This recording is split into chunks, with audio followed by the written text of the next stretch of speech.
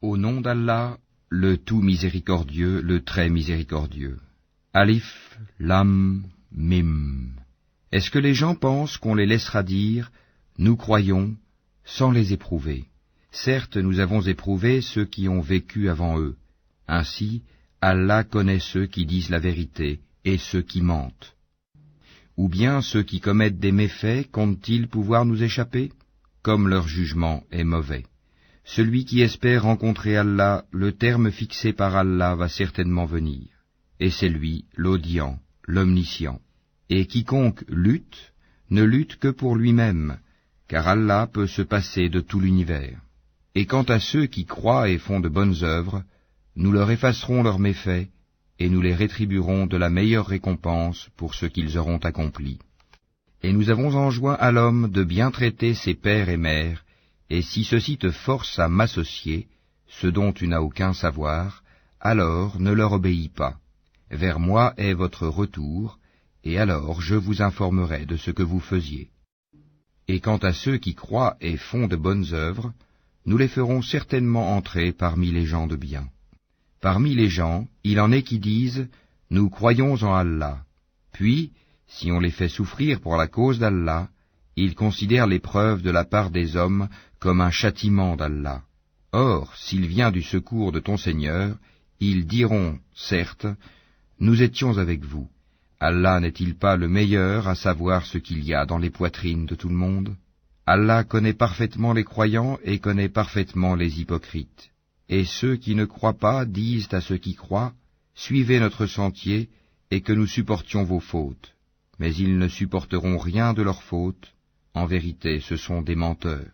Et très certainement, ils porteront leur fardeau et d'autres fardeaux en plus de leur propre fardeau, et ils seront interrogés, le jour de la résurrection, sur ce qu'ils inventaient. Et en effet, nous avons envoyé Noé vers son peuple, il demeura parmi eux 1000 ans, moins 50 années, puis le déluge les emporta, alors qu'ils étaient injustes. Puis nous le sauvâmes, lui et les gens de l'arche, et nous en fîmes un avertissement pour l'univers.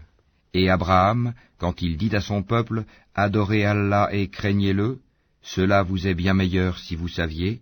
Vous n'adorez que des idoles en dehors d'Allah et vous forgez un mensonge. Ceux que vous adorez en dehors d'Allah ne possèdent aucun moyen pour vous procurer nourriture. Recherchez votre subsistance auprès d'Allah, adorez-le et soyez-lui reconnaissants. C'est à lui que vous serez ramenés. Et si vous criez au mensonge, d'autres nations avant vous ont aussi traité leurs prophètes de menteurs. Aux messagers, cependant, n'incombe que la transmission claire. Ne voit-il pas comment Allah commence la création puis la refait? Cela est facile pour Allah.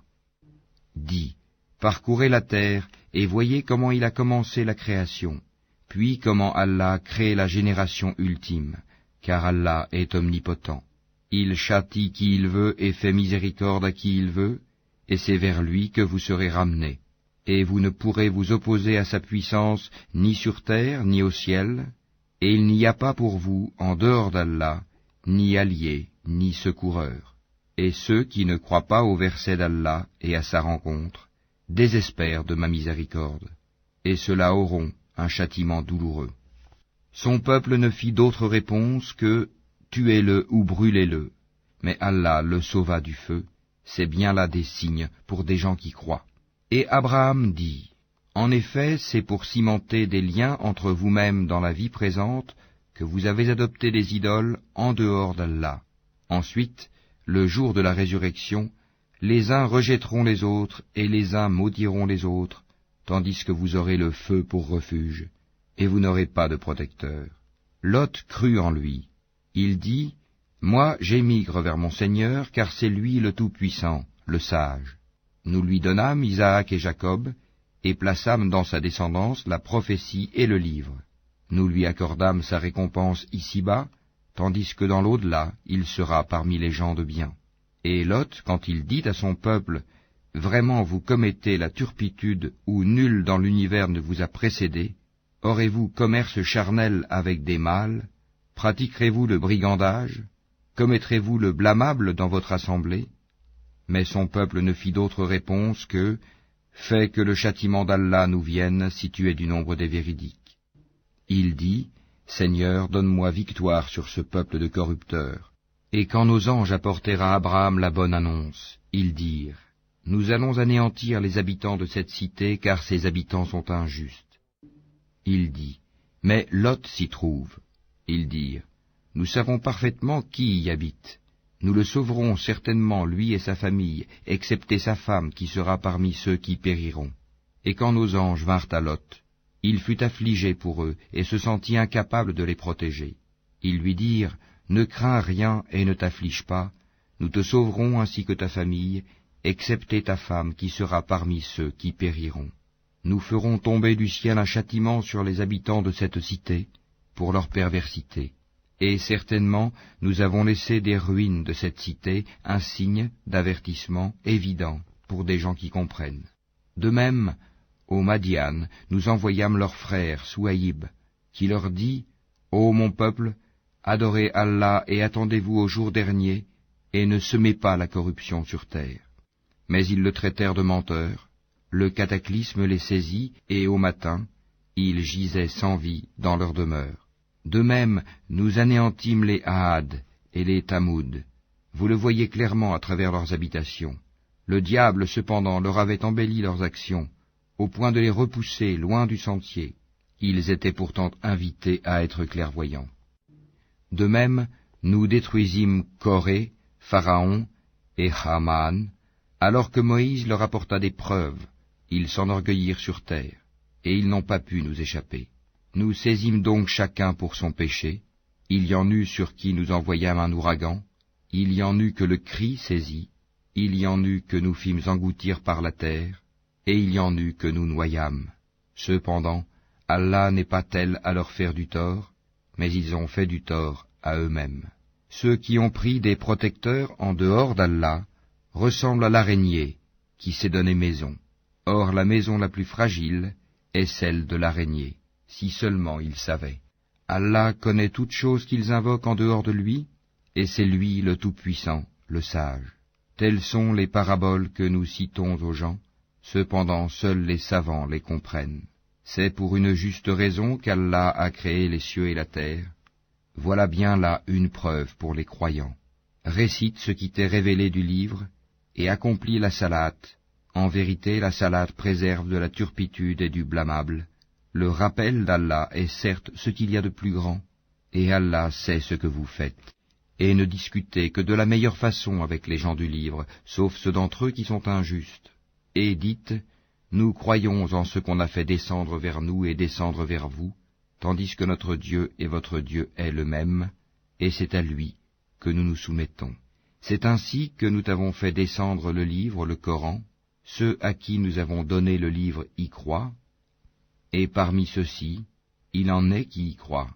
Seuls les mécréants renient nos versets.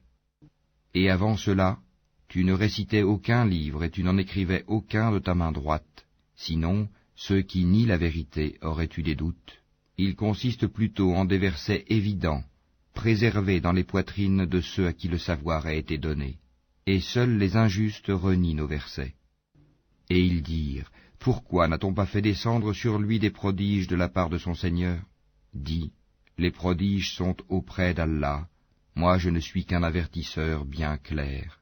Ne leur suffit-il donc point que nous ayons fait descendre sur toi le livre et qu'il leur soit récité? Il y a assurément là une miséricorde et un rappel pour des gens qui croient.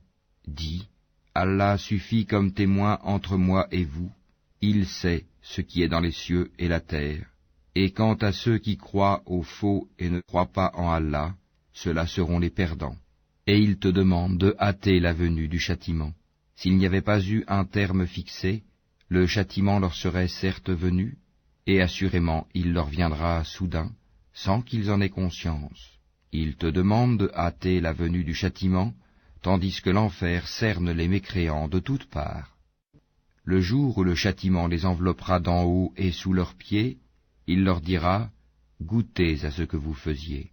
Ô mes serviteurs qui avez cru, ma terre est bien vaste, adorez-moi donc. Toute âme goûtera la mort, ensuite c'est vers nous que vous serez ramenés. Et quant à ceux qui croient et accomplissent de bonnes œuvres, Nous les installerons certes à l'étage dans le paradis sous lequel coulent les ruisseaux, pour y demeurer éternellement. Quelle belle récompense que celle de ceux qui font le bien, qui endurent et placent leur confiance en leur Seigneur. Que de bêtes ne se chargent point de leur propre nourriture. C'est Allah qui les nourrit ainsi que vous, et c'est lui l'audient, l'omniscient.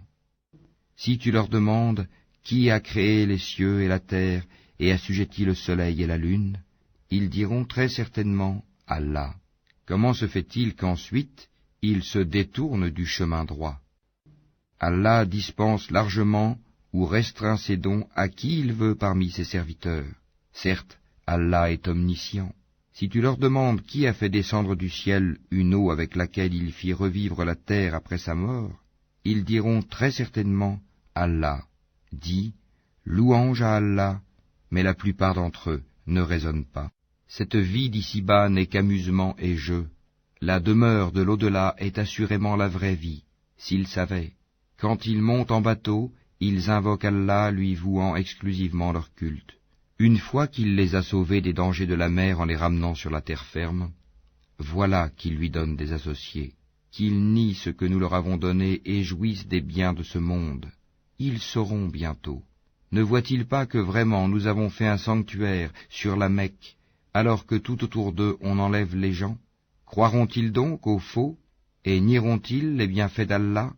Et quel pire injuste que celui qui invente un mensonge contre Allah ou qui dément la vérité quand elle lui parvient. N'est-ce pas dans l'enfer une demeure pour les mécréants? Et quant à ceux qui luttent pour notre cause, nous les guiderons, certes, sur nos sentiers. Allah est en vérité avec les bienfaisants.